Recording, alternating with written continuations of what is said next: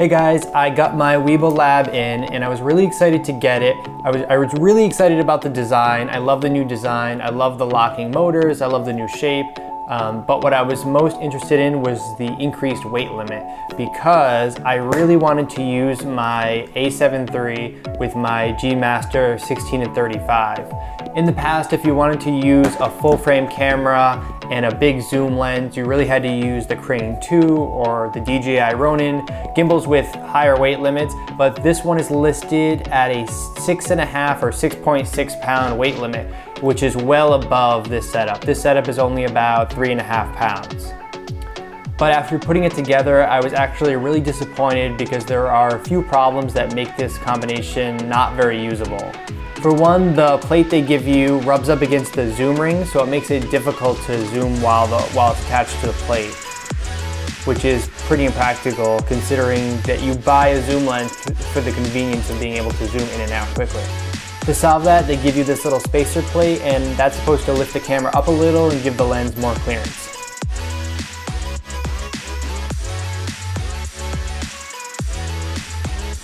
So you can see that I attached the spacer plate now, and now the lens is lifted up a little and now it doesn't actually touch. But this was a giant pain to do, especially if you want to change cameras or change lens setups. This is totally impractical.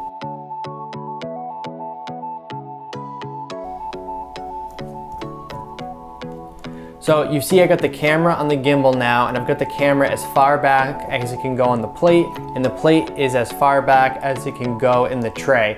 But the lens is front heavy, and so the camera just falls forward.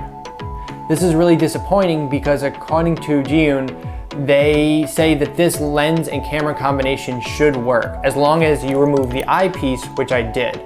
But what I also noticed was that even though I removed the eyepiece, the camera still hits the rear motor when it comes back. This is really frustrating because this setup is about half as much weight as the maximum listed weight of this gimbal. So like I said, this camera is about 3.5 pounds with the lens.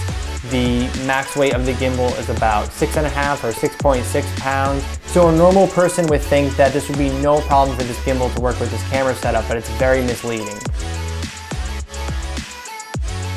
So you can see now, in order to get this balanced properly, I have the spacer plate hang off the back of the long plate. I really don't think this is the way it was designed to work, but it does allow me to get it balanced at least. But the problem still remains that when you tilt the camera back, the back of the camera hits the motor. So it's not super helpful in any case. I knew the balancing of a large camera and lens with such a small gimbal might be a little difficult, but my biggest disappointment was the weak motors.